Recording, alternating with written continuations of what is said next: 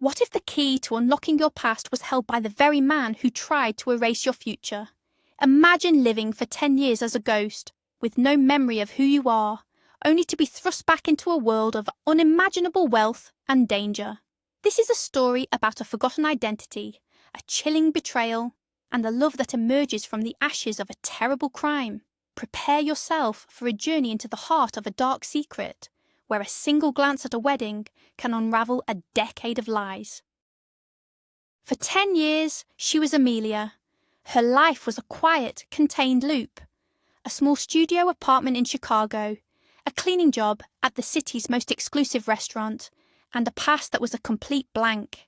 A brutal car accident had stolen her memories, leaving her with only the name given to her by the kind doctor who saved her life, Dr. Samuel Bennett. Her boss was Ethan Cole, the enigmatic and driven owner of the restaurant, Aura. He was a man who had built an empire from scratch, a man she admired from a distance, never imagining their worlds would collide. But Ethan was carrying his own burdens, watching his oldest friend, Julian Vance, grow arrogant and lose sight of his humble beginnings, culminating in his engagement to a shallow socialite. Ethan was planning to teach his friend a lesson, and Amelia was about to become the star of his elaborate show. The wedding reception was a symphony of clinking champagne glasses and hushed, wealthy laughter. Held in a grand ballroom overlooking Lake Michigan, the air was thick with the scent of lilies and expensive perfume. Amelia, stunning in a borrowed life and a ruby-red gown, stood beside her boss, Ethan Cole, playing the part of his adoring fiancé. Then the groom, Julian Vance, turned from the photographer's flash. His perfectly tailored smile froze, melting away to reveal a mask of pure, unadulterated shock. His eyes, wide with a terror that didn't belong at a wedding, locked onto hers. The music seemed to fade, the crowd blurred, and in that moment, Amelia felt a chilling tremor of recognition, a phantom echo from a life she couldn't remember. It was as if a ghost had walked into the room, and Julian was staring right at it. The flashback hit like a sudden chill. 3 days earlier, Ethan Cole's office was a minimalist sanctuary of glass and steel, 30 floors above the bustling Chicago streets. Amelia stood awkwardly on the plush carpet, her worn work uniform feeling painfully out of place. He rarely spoke to her directly, so the summons had been a shock. "I'll give you a bonus. 3 months' pay," he said, his voice even, his gaze direct. Amelia wiped her damp palms on her apron, her mind racing.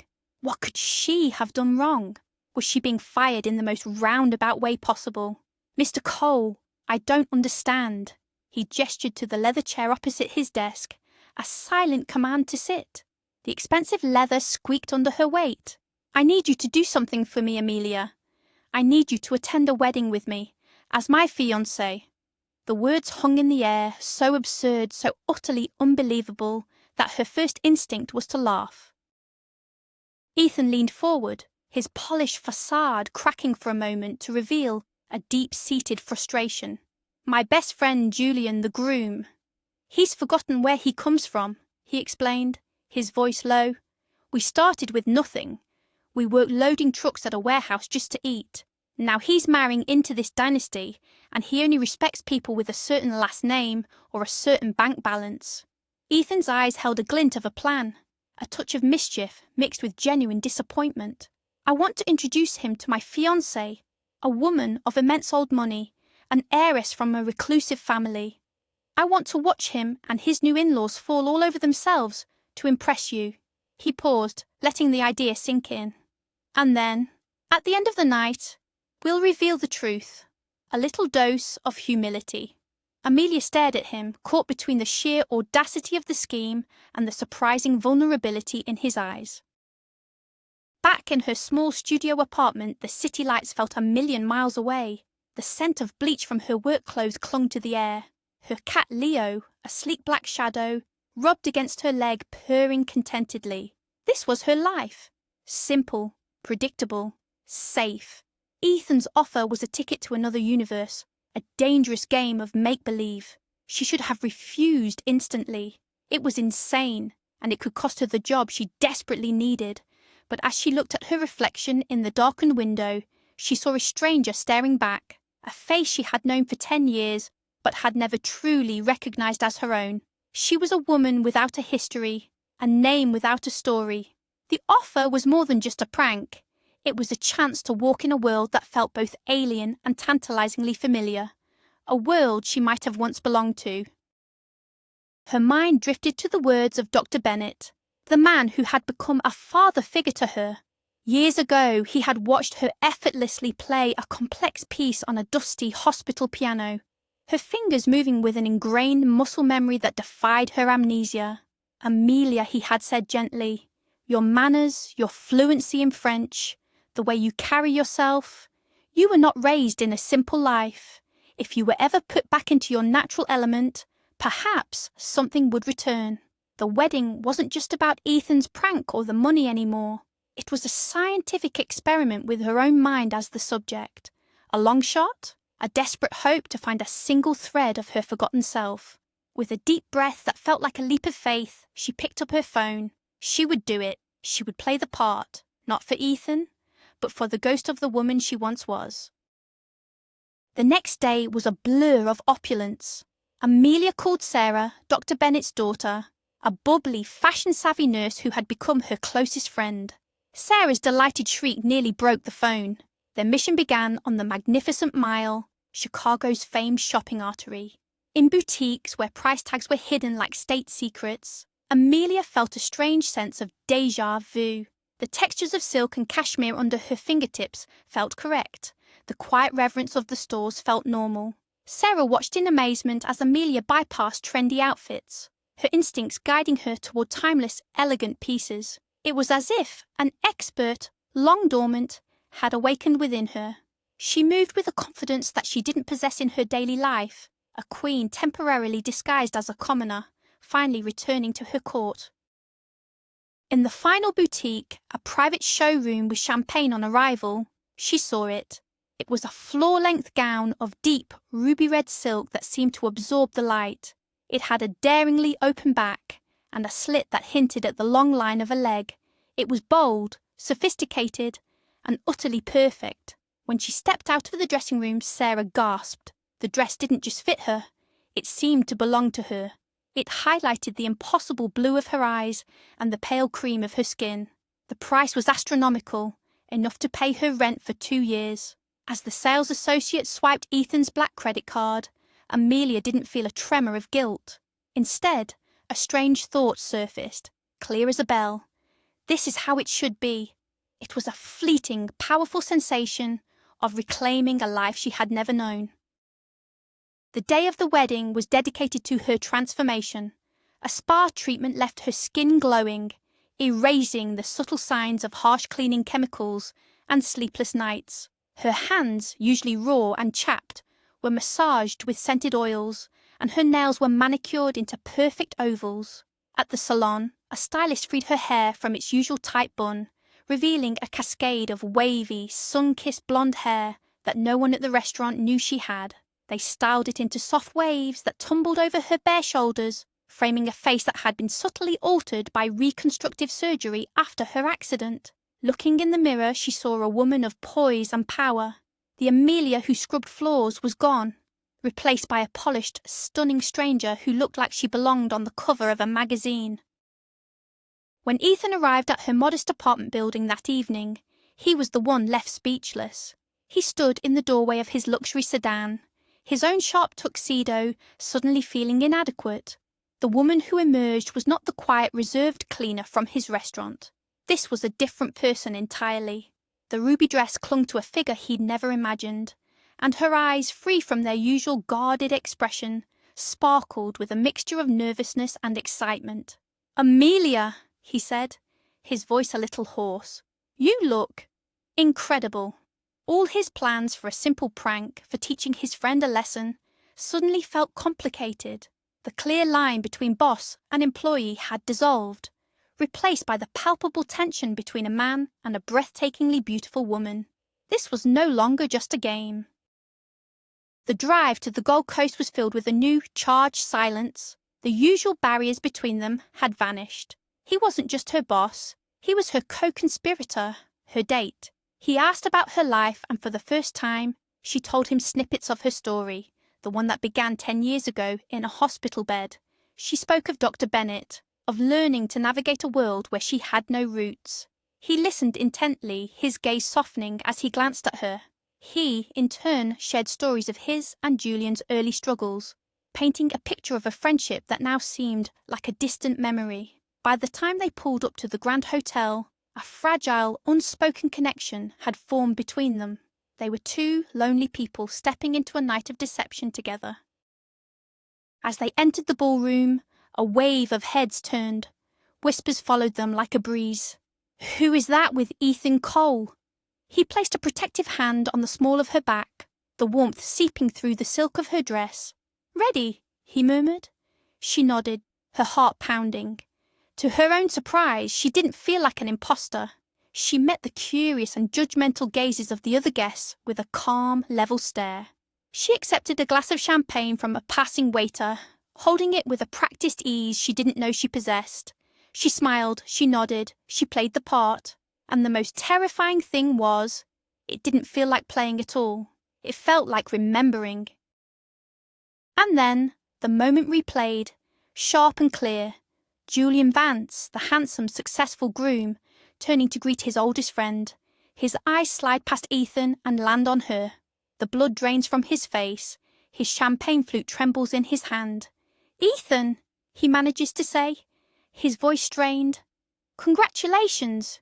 You didn't tell me you were engaged." His fiancée, a diamond-encrusted woman named Tiffany, pouts beside him, annoyed by the interruption.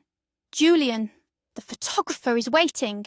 But Julian doesn't hear her. He can't look away from Amelia. "Allow me to introduce my fiancée Amelia," Ethan says, a triumphant smile on his face, completely oblivious to the real drama unfolding. "Amelia, this is my friend, Julian." The name Julian sends another shiver down her spine, a key turning in a lock deep within her mind.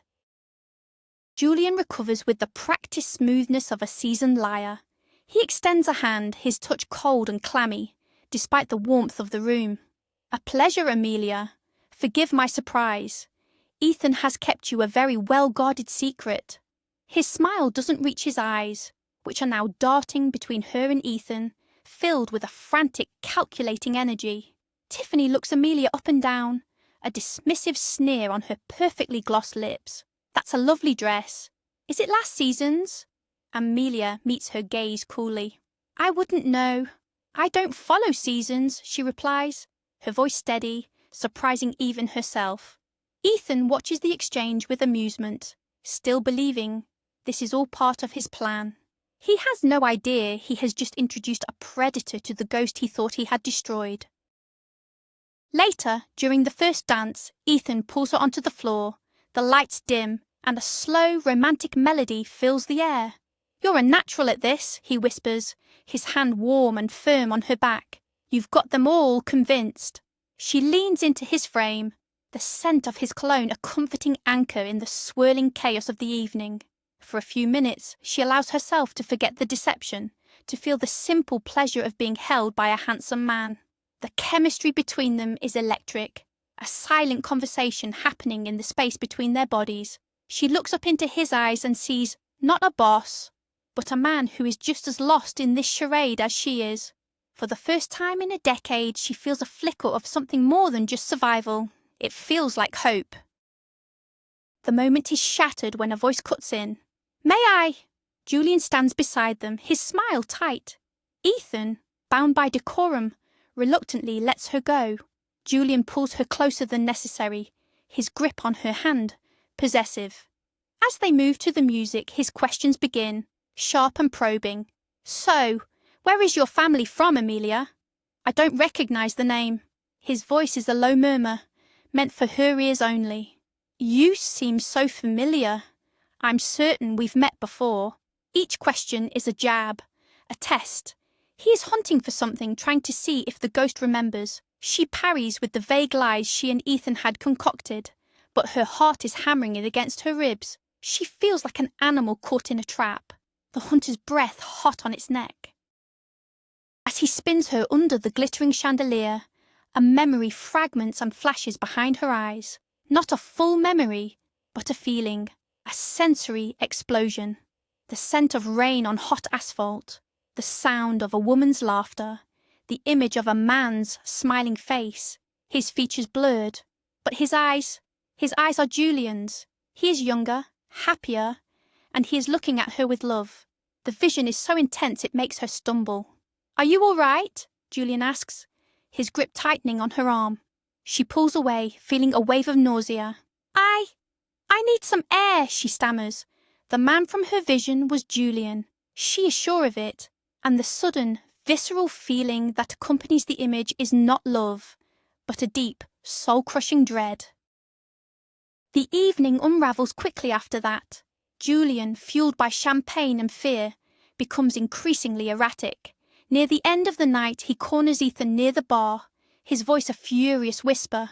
"What is this, Ethan? What kind of sick game are you playing?" Before Ethan can respond, Julian's eyes find Amelia across the room. His face contorts with rage. "Why did you bring her here?" he roars, his voice now attracting attention. "To ruin me?" He shoves past Ethan and lunges toward Amelia, his hands outstretched as if to strangle her. "Guess!" gasp. Tiffany shrieks.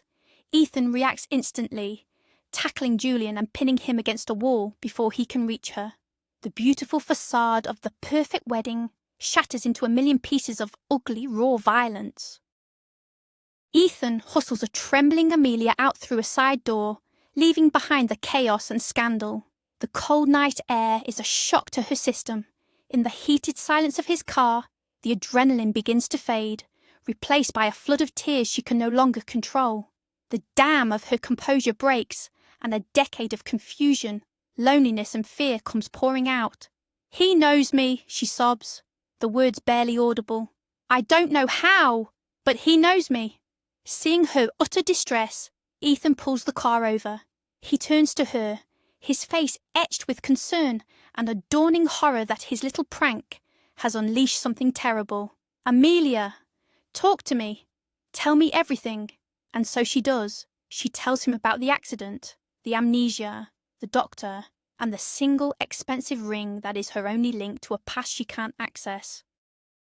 As her story tumbles out, the last piece of Ethan's prankish amusement dies. He sees not an employee, but a profoundly wounded woman who has been living in the shadows for a decade. Her vulnerability is a stark contrast to the powerful, elegant woman he saw in the ballroom. Impulsively driven by a protective instinct he didn't know he possessed, he leans across the console. He gently cups her face, his thumbs wiping away her tears. "I'm so sorry, Amelia," he whispers. "I never should have involved you in this." Then he closes the distance between them, his lips meeting hers in a kiss that is not about passion, but about comfort, reassurance, and the silent promise of a new beginning. In that moment, he vows to protect her from whatever darkness he has accidentally dragged her into. The next day, still shaken, Amelia returns to her apartment. Ethan had insisted she stay with him, but she needed the familiarity of her own space, her cat, her life. But a cold knot of dread tightens in her stomach when she sees the door is slightly ajar. She always locked it. She pushes it open slowly, calling out, "Leo!" The silence that answers is heavy, unnatural. The air is still and cold.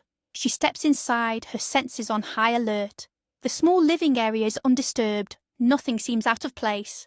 But the feeling of violation, of an unseen presence, is overwhelming. Her heart pounds a frantic rhythm against her ribs as she walks cautiously toward her bedroom. The sight that greets her on the kitchen counter makes a scream die in her throat. Her beloved cat, Leo, lies still, a cruel cord wrapped around his neck. His green eyes, usually so full of life and mischief, are glassy and vacant. A wave of grief and horror washes over her, so powerful it buckles her knees. She sinks to the floor, a guttural sob tearing from her lungs. This wasn't a robbery. This was a message, a brutal, terrifying warning. After the initial shock subsides, a frantic thought pierces through her grief. The ring. She scrambles to her bedroom, her hands shaking as she lifts the corner of her mattress. The small carved wooden box is still there. She flips it open, her last hope turning to ash. The velvet lining is empty. The ring, her only connection to her past, is gone. Her first and only call is to Ethan. He arrives in minutes, his face a grim mask of fury when he sees what has been done. He holds her as she weeps, his arms a circle of safety in her collapsing world. "You're not staying here another night," he says, his voice low and dangerous. "Pack a bag. You're coming with me."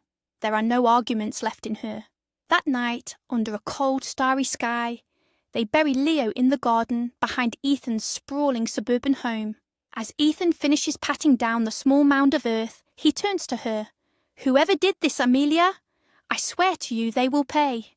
He is no longer the detached boss or the charming date. He is a man with a purpose, a protector who has found someone worth fighting for. A few days later, trying to find a sliver of normalcy, Ethan takes her to a local animal shelter, hoping a new companion might ease her pain. As they walk past the kennels, a boisterous golden retriever puppy tumbles toward the gate, its tail wagging furiously. The sight hits Amelia like a physical blow. A memory complete and vivid explodes in her mind. A sun-drenched backyard, a golden retriever named Sasha, her mother laughing as she brings out a pitcher of lemonade, her father smiling proudly from the porch, and her own voice, younger, carefree, shouting the dog's name. The final piece clicks into place. Her name. It wasn't Amelia. "Paulina," she whispers, her hand flying to her mouth. "My name is Paulina." It's as if a dam has broken. 10 years of lost memories come flooding back in a tidal wave of joy and agony. She remembers her idyllic childhood, her loving parents who ran a massive manufacturing empire. She remembers their immense wealth, her life of privilege, and she remembers him, Julian Vance, not as Ethan's friend but as her charming, handsome, whirlwind suitor, the man she fell madly in love with at 18, the man her parents adored, the man she married in a lavish ceremony just 10 years and a lifetime ago. The groom who looked at her with love was the same man who had looked at her with terror, because he knew she wasn't Amelia. He knew her as Paulina, his wife. The night of their wedding plays back in her mind like a horror film. The celebration, her parents leaving early, a sudden, acrid smell of smoke on Julian's suit when he returned after a long absence, their drive home, not to their new apartment, but to her parents' estate to pick up forgotten luggage, the flashing lights of fire trucks and ambulances, the sight of her home, her entire world, engulfed in flames, the devastating news that her parents had perished in the fire, the haze of sedatives, and then, the next morning, the confrontation, finding her mother's unique diamond ring, the one just stolen from her apartment, in Julian's briefcase, the accusation, the screaming fight, his denial, her grabbing the ring and fleeing for her life in the sports car he had given her. She tells Ethan everything, her voice shaking with a decade of suppressed trauma. He listens, his face growing paler with each revelation. The pieces of Julian's life suddenly make a horrifying kind of sense. The mysterious influx of cash that allowed him to become Ethan's business partner 10 years ago wasn't an inheritance. It was Paulina's family fortune, stolen after he murdered her parents. His story of a young wife who left him after the tragedy wasn't a sad tale. It was a lie to cover up a failed murder attempt. Ethan's betrayal runs deeper than he ever imagined. His best friend wasn't just a snob. He was a monster. They go straight to the police, armed with a name, a date, and a story that is finally complete. Detectives in Chicago reopen a 10-year-old cold case from a neighbouring city. The dots are connected. The suspicious fire. The missing heir is presumed to have fled in grief. The amnesiac Jane Doe from the car wreck miles away. It's a compelling story, but it's still her word against his. As the investigation begins, Julian Vance vanishes. His new wife, Tiffany, files for a quick annulment, claiming he cleaned out their joint accounts and disappeared. A warrant is issued for his arrest, but Julian has gone to ground, a ghost in the system, just as Paulina had been for so long. Weeks later, Paulina is awakened from a deep sleep by a smell that haunts her nightmares. Smoke. The room is hazy and a sinister orange glow flickers from downstairs. Panic seizes her. It's happening again. She shakes Ethan awake, screaming, "Fire!" The smoke is thick and acrid, already filling their lungs. The house is an inferno. She remembers her father, found on the floor, having tried to escape. Fueled by a desperate, primal need not to repeat the past, she drags a disoriented Ethan from the bed. They crawl on the floor, gasping for air, the heat searing their skin. She guides them toward the balcony, her quick thinking saving them, just as the bedroom floor collapses in a shower of sparks and flame. As they stand on the lawn wrapped in blankets, watching firefighters battle the blaze, Ethan turns to the lead detective. "He knew my security system," Ethan says, his voice raw with smoke and fury. "He would have known how to disable the cameras." Then, a slow, cold smile spreads across his face. But he didn't know about the new ones. He explains that he'd recently installed a secondary, hidden system after a few minor break-ins in the neighbourhood. The server was off-site. When the detectives retrieve the footage, it's damning. The video clearly shows Julian Vance, his face illuminated by the screen of his phone, sneaking onto the property with gasoline cans. They have him. Cold, hard, undeniable proof. Julian is apprehended 2 days later, trying to board a private jet to a country with no extradition treaty. The trial is swift. The video evidence is irrefutable. His old friends from the wedding come forward, corroborating that he was missing for a significant period on the night of the first fire. Faced with a life sentence, Julian finally confesses to everything: the murder of Paulina's parents, the attempted murder of his wife, and the arson at Ethan's home. Justice, delayed by a decade of amnesia and lies, is finally served. Standing outside the courthouse, Paulina feels the weight of the past finally lift. She is no longer a ghost, she is a survivor. Ethan takes her hand, and they walk away into the sunlight, leaving the darkness behind for good. In the end, justice prevailed. The man who built his life on ashes was condemned to spend the rest of his days behind bars. For Paulina, the memories of her past were no longer a source of terror, but a foundation upon which she could build a new future. With Ethan by her side, she reclaimed her name, her inheritance, and most importantly, her life. She proved that even after the most devastating fire, new life can grow, stronger and more beautiful than before. Thank you so much for watching this incredible story of survival and love. If you were moved by Paulina's journey, please hit that like button, subscribe for more unforgettable stories, and leave us a comment below.